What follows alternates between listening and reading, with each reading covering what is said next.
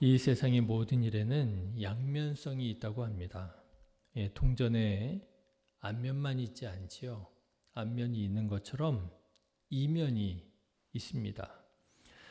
모든 일도 마찬가지입니다. 모든 일에 작용이 일어나면 그 작용에 따라서 반작용이 일어나기 마련입니다. 그러다 보니까 우리는 살아가면서 균형이 중요하다 이런 말을 많이 합니다. 이면이 있다는 사실을 간과하고 반작용이 있다는 사실을 무시하면 내가 아무리 좋은 마음, 좋은 의도를 가지고 하는 일이라 할지라도 생각지도 못한, 예상치도 못한 그런 어려움, 문제들이 일어날 수 있다라고 하는 것이지요. 우리가 신앙생활을 할 때에도 마찬가지입니다. 그래서 사람들이 균형이 중요하다, 균형 감각이 필요하다라고 말을 하는데요. 신앙생활에도 보면은요, 아무리 내가 좋은 마음을 가지고 하나님의 영광을 위해서 하는 일이라 할지라도 이런 이면이 있다라고 하는 것, 반작용이 있다라고 하는 것을 생각하지 못하고 일방적으로 하게 될 때 덕스럽지 못하게 되고 하나님의 영광을 가리우게 되는 일들이 있더라고 하는 거예요. 네, 우리도 신앙생활 할 때 균형 감각이 필요합니다. 여러 균형 감각이 균형 감각을 말할 수 있을 텐데 크게 말하자면 저는 신앙생활의 영성과 지성이라고 하는 균형 감각이 우리에게 꼭 필요하다 말씀드리고 싶습니다. 지나치게 영성에 치우치게 되면 무분별한 신비주의에 빠지게 되지요. 그래서 우리는 지성도 갖추어야 됩니다. 그런데 또 지나치게 지성에 치우치게 되면 이게 또 메마른 학문으로 전락하게 되기도 하지요. 우리는 영성만큼이나 지성이 필요한 것이고요. 지성만큼이나 영성이 필요한 것입니다. 균형이 있어야 된다라고 하는 것이죠. 그런데 문제는 이 균형을 잡는다는 것이 참 쉽지만은 않은 것 같아요. 우리에게는 타고난 성품이라고 하는 게 있잖아요. 우리에게는 관심이라고 하는 게 있잖아요. 이 타고난 성품이나 내가 가지고 있는 이 관심으로 자꾸만 한쪽으로 치우쳐지는 경향이 있음을 보게 됩니다. 그럼에도 불구하고 저는 우리 성도님들과 함께 하나님을 뜨겁게 사모하고 기도하는 영성도 갖추고 뿐만 아니라 동시에 하나님의 말씀을 깊이 연구해서 그 말씀의 핵심을 붙잡을 수 있는 지성도 갖춘 그런 균형 있는 신앙인으로 나날이 성장해 나아갈 수 있기를 간절히 바랍니다. 그런데 오늘 말씀을 보니까 예수님께서 제자들이 균형 있는 건강한 신앙생활을 하기 원하셨구나 하는 것을 보게 됩니다. 바로 어떤 균형인가 하면은요, 율법과 행함이라고 하는 균형이에요. 오늘 말씀을 보십시오. 저는 지난 시간에 예수님의 교훈은 서기관들의 것과 달라서 사람들이 놀랐다, 에크플레소했다라고 하는 것을 말씀을 드렸습니다. 그 첫 번째 다른 점은 복이었지요. 예수님께서 복이 있으리라 마카리오이 말씀하셨습니다. 그런데 예수님께서 가르치셨던 그 복은 놀랍게도 서기관들이 가르쳤던 복과 정말 틀리다고 할 정도로 달랐더라고 하는 것입니다. 예수님께서는 복의 기준을 새롭게 정의하신 것이지요.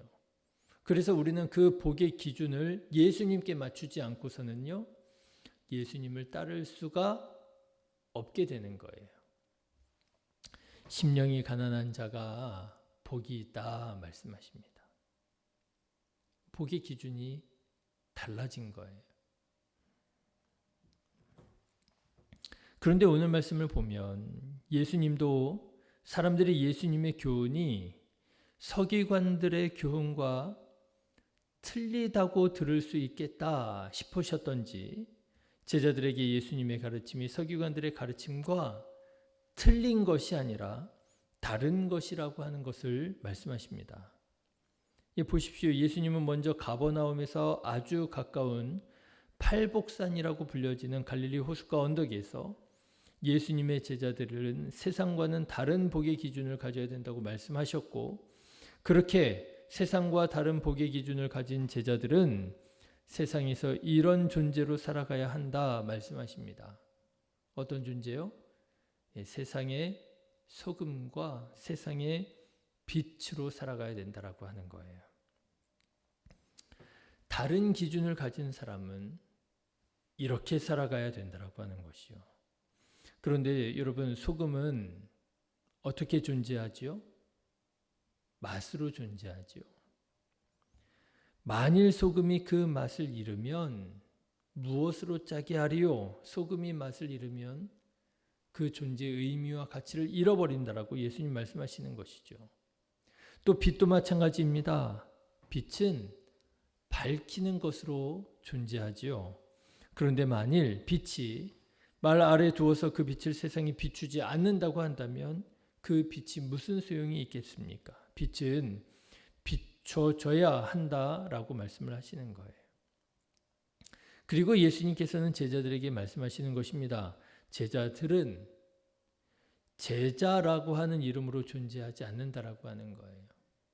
제자들은 그리스도인이라고 하는 이름으로 존재하지 않는다라고 하는 것입니다. 제자라고 하는 기능이 있다라고 하는 거예요. 소금이 맛이라고 하는 기능이 있었던 것처럼, 빛이 비추는 기능으로 존재했던 것처럼, 제자도 제자로서 드러낼 수 있는 기능이 있는데, 그 기능이 뭐냐? 착한 행실이라고 하는 것입니다. 여러분, 16절의 말씀을 한번 보십시오. 16절 같이 읽어보실까요? 이같이 너희 빛이 사람 앞에 비추게 하여 그들로 너희 착한 행실을 보고 하늘에 계신 너희 아버지께 영광을 돌리게 하라. 빛이 빛으로 존재하는 것처럼, 소금이 맛으로 존재하는 것처럼, 그리스도인은 무엇으로 존재하느냐? 착한 행실로 존재한다라고 하는 것입니다. 그런데 이런 식의 가르침은 유대인들에게 큰 오해를 불러일으킬 수 있었습니다. 왜냐하면 유대인들은 하나님의 말씀인 율법을 잘 지키는 그것이 바로 하나님께 영광을 돌리는 방법이라고 믿었기 때문에 그래요.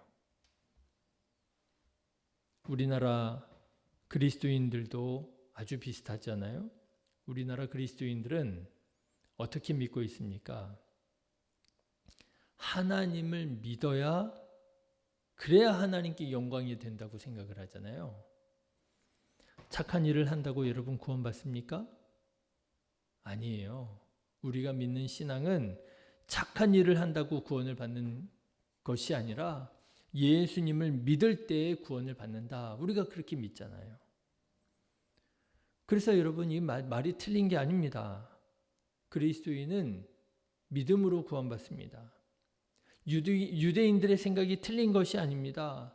율법을 잘 지켜야 하나님께 영광 돌려드리는 것 맞습니다. 그런데 예수님의 말씀이 착한 행실로 하나님께 영광 돌려드려야 된다 하시는 이 예수님의 말씀이 마치 유대인들에게는 그들이 목숨보다 더 귀하게 여긴 율법보다 착한 행실을 더 중요한 것처럼 가르치는 걸로 들려질 수 있겠더라고 하는 거예요. 오늘날 우리에게 빗대어 말씀을 드리자면 믿음보다 선행이 더 중요하다. 예수님께서 이렇게 말씀하시는 것처럼 그렇게 들려질 수 있다라고 하는 것이지요. 그래서 예수님께서 바로 이어서 이 말씀이 오해가 되지 않도록 균형을 잡아주십니다. 17절의 말씀을 한번 보십시오. 같이 읽어보실까요? 내가 율법이나 선지자를 폐하러 온 줄로 생각하지 말라. 폐하러 온 것이 아니요 완전하게 하려 함이니라. 선행으로 하나님께 영광 돌려드려라 이렇게 말씀을 하시니까 사람들이 오해할 수 있잖아요. 율법이 중요한 줄 알았는데 율법이 중요한 게 아닌가? 믿음으로 구원받는다고 나는 여태까지 그렇게 배우고 듣고 살아왔는데 믿음으로 구원받는 게 아닌가? 오해할 수 있잖아요. 그런데 예수님 바로 이어서 말씀하시는 거예요. 오해하지 마라, 착각하지 마라. 내가 율법을 폐하러 온 게 아니야. 완전하게 하려고 온 거야 라고 말씀하시죠. 착한 행실을 강조하는 것이 율법을 폐하는 것이 아니라고 하는 것입니다. 율법은 정말이지 너무나 중요하다라고 하는 거예요. 얼마나 이 사실을 강조하는지 그 유명한 표현이 바로 여기에 나옵니다. 1.1획이라고 하는 표현이 나오죠. 18절 말씀을 한번 보십시오. 진실로 너희에게 이르노니 천지가 없어지기 전에는 율법의 1.1획도 결코 없어지지 아니하고 다 이루리라. 하나님의 말씀은요, 너무나도 중요하고 너무나도 귀하다는 거예요. 하나님의 우리가 말씀을 잘 지켜야 된다라고 하는 거예요. 우리가 하나님의 말씀을 잘 지킬 때 하나님께서 영광을 받으신다는 것 맞다라고 하는 거예요. 다만 지나치게 율법만 강조한 나머지 선을 행하지 않고 율법만 지키려고 하는 신앙생활은 문제가 있다라고 하는 것입니다. 행하지는 않고 율법만 강조하는 것. 여러분 19절의 말씀을 한번 보실까요? 19절 말씀을 잘 같이 한번 읽어보겠습니다. 그러므로 누구든지 이 계명 중에 지극히 작은 것 하나라도 버리고 또 그같이 사람을 가르치는 자는 천국에서 지극히 작다 일컬음을 받을 것이요. 이 무슨 말씀입니까? 하나님의 말씀 철저하게 지켜야 된다는 말씀이잖아요. 그런데 여러분 그 다음에 보세요. 누구든지 이를 행하며 가르치는 자는, 그렇죠. 어떻게 가르쳐요? 행하며 가르치는 것입니다.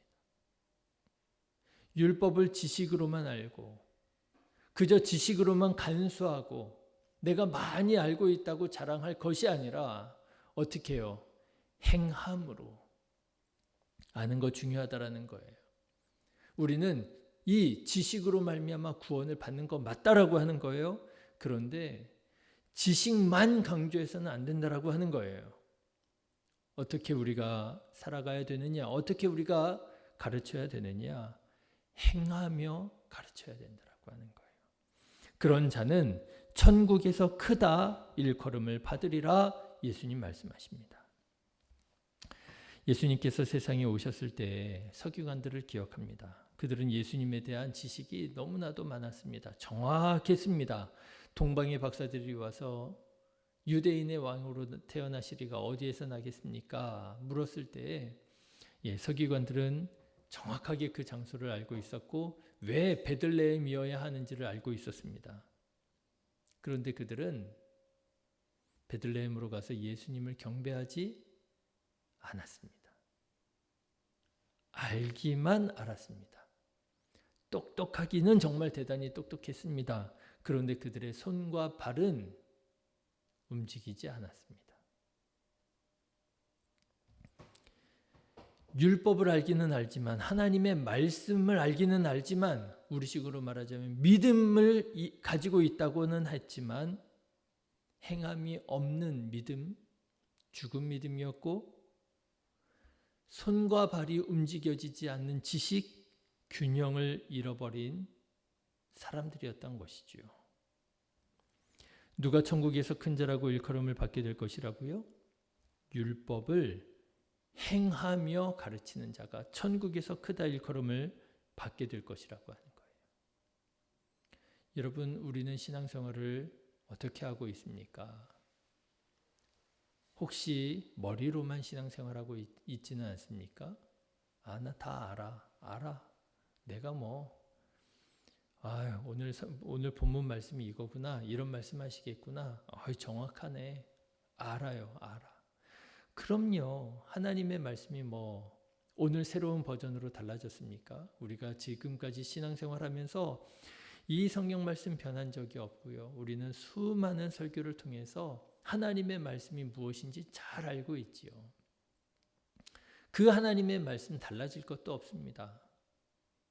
그런데 여러분, 과연 아는 만큼 내가 순종하고 있느냐라고 하는 거예요. 내가 지금 어느 한쪽으로 치우쳐져 있지는 않냐라고 하는 것입니다. 여러분, 내가 지금 균형 있는 신앙생활을 하고 계십니까? 성전에서 매매하는 자들의 상을 들러 엎으셨던 예수님의 모습을 여러분 떠올려 보십시오. 예수님께서는 가르치십니다. 그런데 여러분 그냥 가르치시고 지적인 어떤 유희만 제자들과 함께 그냥 성경만 연구하고 끝나신 것이 아니라 예수님은 실천하시는 분이셨어요. 성전에 들어가서 더럽혀진 그 성전을 보시고 그 성전에서 매매하는 자들을 다 내쫓으시면서 우리가 어떻게 하나님 앞에 나아가야 하는지, 우리가 어떻게 하나님 앞에 예배해야 하는지를 가르쳐 주셨죠. 예수님이야말로 행함으로 가르치시는 분이셨다. 정말 균형 있는 분이셨다라고 하는 것입니다. 저는 우리도 예수님처럼 균형 있는 그리스도인이 되기를 간절히 바라고 원합니다. 하나님의 말씀을 듣는 데에서 만족하는 것이 아니라, 하나님의 말씀을 아는 데에서 만족하는 것이 아니라, 하나님의 말씀에 감동받고 은혜 받는 데에서 끝나는 것이 아니라 아는 대로 행하고 감동받은 대로 순종하고 하나님의 뜻을 이루어가는 우리 신의교회 성도님들 다 되시기를 주님의 이름으로 축원합니다. 그러면 이런 우리들의 모습을 보시고 하늘에 계신 하나님께서 영광을 받으시고 또 천국에서 크다 일컬음을 받게 될 줄로 믿습니다. 기도하겠습니다. 좋으신